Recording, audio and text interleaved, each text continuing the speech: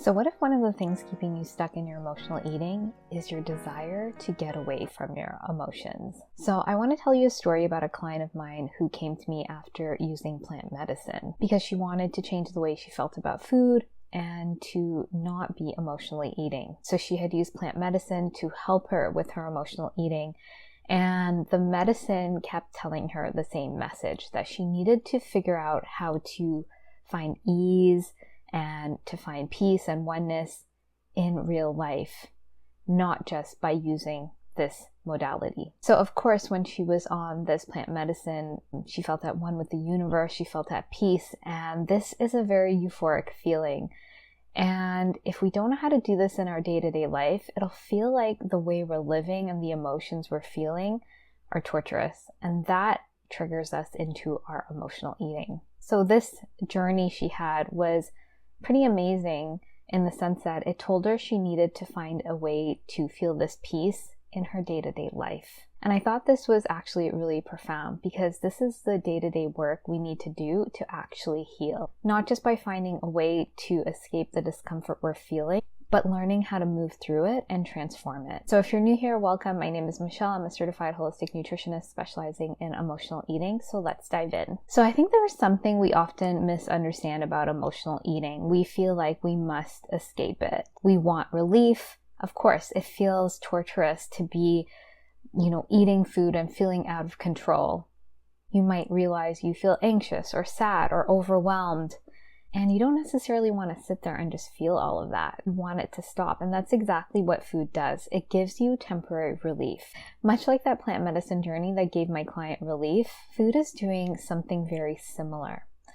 And so that's what made that journey really profound, because it was saying, don't keep relying on me. Find the real way to move through your emotions so you can get to peace. And this is really funny because when I was doing my training in somatic psychotherapy, there was someone in my group who did do a lot of plant medicine, and he likened the process that we were learning to mini sessions of plant medicine because it's done in a way where you can integrate it. So it's the real life way of moving through this, not just trying to escape with something outside of you. And so when we're using food, we're using it in a similar way to using something outside of us to find relief from our emotions. It's not going to give us that relief. It's not going to give us a process to move through them. It's giving us a coping mechanism. So essentially, it's just putting a layer of dopamine, of, numbing on top of what we're actually feeling. So we're not actually interacting with what's going on under the surface. We're just using food to give us some peace for a moment. It's not true resolution. It's a band-aid, it's a quick fix, and it doesn't actually process the emotion for you. And that's why your emotional eating keeps coming back, because you haven't dealt with what's really going on at this deeper layer. And this is why emotional eating isn't about the food. There's something happening within you. There are certain emotions that are being triggered that you learn to go to food to help you manage, to help you cope with. You learn to go to food to give you that sense of reprieve, that sense of relief, but it doesn't heal the root. So underneath your emotional eating are usually these triggered emotions, these unresolved emotions, traumas from childhood. And so for a lot of my clients, these experiences go back to a very long time ago, to their childhood. And it's really because they learned that certain emotions that they had weren't acceptable, that they were too sensitive. Their parents or caregivers couldn't really help them move through their emotions. They didn't model how to be with emotions, how to move through them, how to integrate them. Maybe you felt like if you were sad, it wasn't accepted. If you were angry, you were put in your room. If you were upset, you'd get punished. And from this, you learned that you had to be good. You had to stuff your emotions away and not deal with them. But emotions don't go anywhere. They just go deeper into our body. We store them and they get triggered, and then we go to food to help us soothe from it. And you would have learned this at a young age. And so essentially you learned that feeling your emotions wasn't safe. There was no safe space to feel them, and there was no person or caregiver to help you move through them. And so you had to find another way to manage how you're feeling. And if you're watching this, that would be through food. So what happens when we don't learn how to feel our emotions? So emotions are sensations in our body. They literally begin in our body. And so you might feel your chest tighten up or your shoulders tighten. You might feel that knot in your stomach. You might feel your face gets hot. And as these sensations come up, your brain is so smart and has learned to do this automatically. It immediately says, go to food. We need to escape from this. We need to feel something different. We need to push it away. And we're going to go to food to do that, because food gives us a dopamine rush. It gives us some numbing, some pleasure. It kind of distracts us from what we're feeling. And so that's what we're going to do. And so you've essentially learned that when these emotions come up, these sensations come up, they're unsafe. You don't feel good. And your brain says, yeah, we need to get out of them as quickly as possible. So go to food. But what you've done is essentially that emotion doesn't go away. You sort of create a Band-Aid effect. So it can keep coming up. It's stored in the body and you just put a layer on top of it. And that's not really about processing emotions or healing the root of it. And so when we repeatedly engage in our emotional eating, we are going further and further away from developing the actual capacity to be with our emotions and to move through them. And so if you've been in this pattern for many years, decades, there is a lot of work to do to build that capacity. It doesn't take the same amount of time you've been in the pattern, but it does take work, because this is something you should have learned when you were younger developmentally. And so I'm not saying that every time an emotion comes up, you have to stop and process it. As you get better at moving through your emotions, you can move through them more quickly. So technically, an emotion is meant to last 90 seconds if we fully feel it.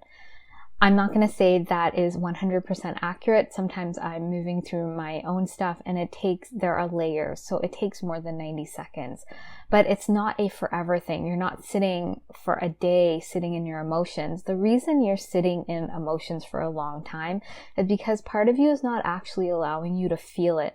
And then you go to food or you don't notice it. And so emotions are really important. They're information that we're getting about what we're experiencing. Something might have been triggered, and it's telling us about what feels good, what doesn't feel good. It's not just the negative emotions we have to be worried about. We might not be feeling the positive ones or taking those in either. When we're able to move through our emotions, they give us messages about what we're experiencing. When we move through them in our body, it also helps us to calm our nervous system, but it's giving us information and helping us create more logic. It's actually helping our prefrontal cortex work better because it's giving it information.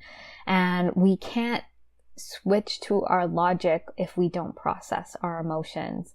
It kind of clogs up the system. And so as we're moving through this, we can actually hear what we need. We might just need to be with the emotion. We might need to take an action step. We might need to have a boundary.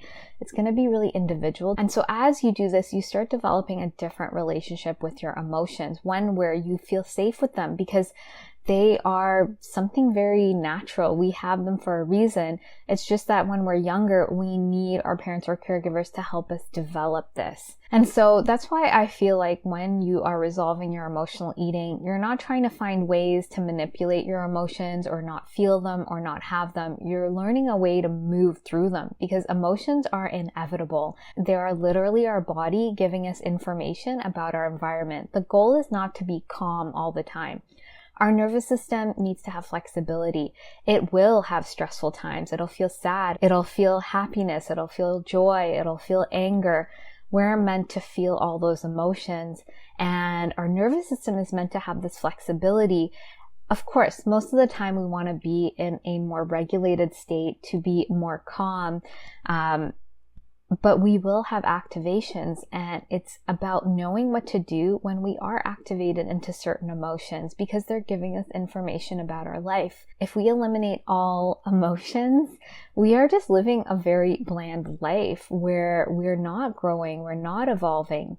Anytime you grow or evolve, you are putting yourself in an activated state because it is unfamiliar, it's uncomfortable, and that naturally brings up some nervousness, some fear that we need to move through. It might be from the past, it might be from the present, but as you do this work more and more, your emotions are telling you information in real time, not just triggering past events or trauma. As you learn to be with these emotions, you will not rely on something like food to help you regulate yourself. You will not rely on food to make you feel better, and food will no longer be the enemy. It won't be something you have to control, but you have to learn how to move through your emotions. This is a really big piece of the puzzle. And this is why I really believe this work has to be at a body level. It's not a mindset shift. It's not a cognitive thing. Yes, you can have awareness. Awareness is the first step, but you have to learn how to move through emotions in your body. This is literally helping your nervous system regulate. You're working with your body. Your nervous system's in your body. It is not just the thoughts you think about a situation that's going to bring relief to your body. You might consciously know something shouldn't be, shouldn't make you feel so many emotions or shouldn't be so heightened, but you're judging yourself. What you're experiencing is true for you, and it might connect to things in the past that makes it feel bigger. This is giving you an opportunity to move through that. And so just going back to my client's experience with plant medicine, when we worked together, she eventually found that peace in one of our last sessions because she had a lot of fear around her emotions of feeling like she needed to be put together. She would sort of flick away her emotions and say if she got annoyed or irritated, like she shouldn't feel that way. But the thing is that once an emotion is, in motion, it's in motion, it needs to be processed to move through your body. When you say I shouldn't feel that way, you essentially stop it mid-motion and it traps it in your body. And so it sort of stays there, and you'll add more layers and more layers so that you just have this sense of feeling uncomfortable in your body because you're holding on to all these emotions in your nervous system.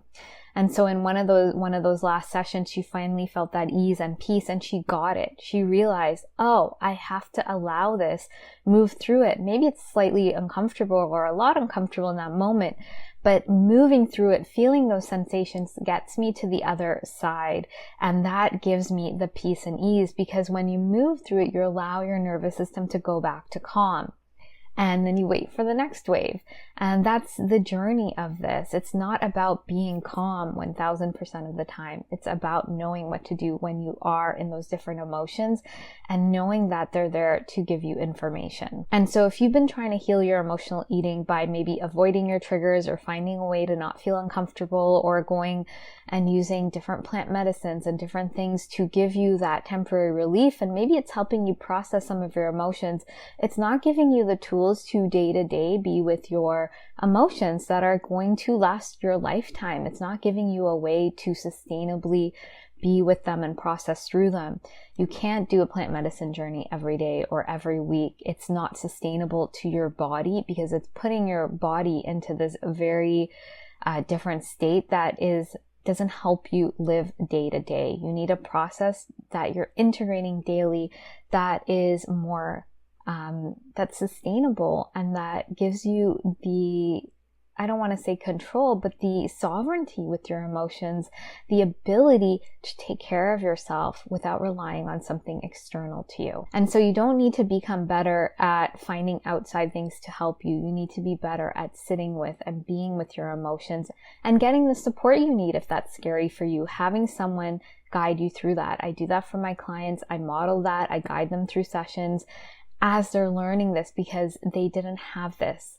And we're building this capacity. And so if you are looking to resolve your emotional eating from the root, then I'd love to invite you to find out more about the Emotional Eating Evolution Program. This is my program that contains the step-by-step process, the tools, the somatic meditations, the sessions with me to help you learn this, to move through your emotional eating so you can get to ease and peace around food and in your body in a sustainable way. And so if that's of interest to you, the link is below. If you're in a place where you're looking for that support and you're ready to join a program, you can also book in an emotional eating clarity call.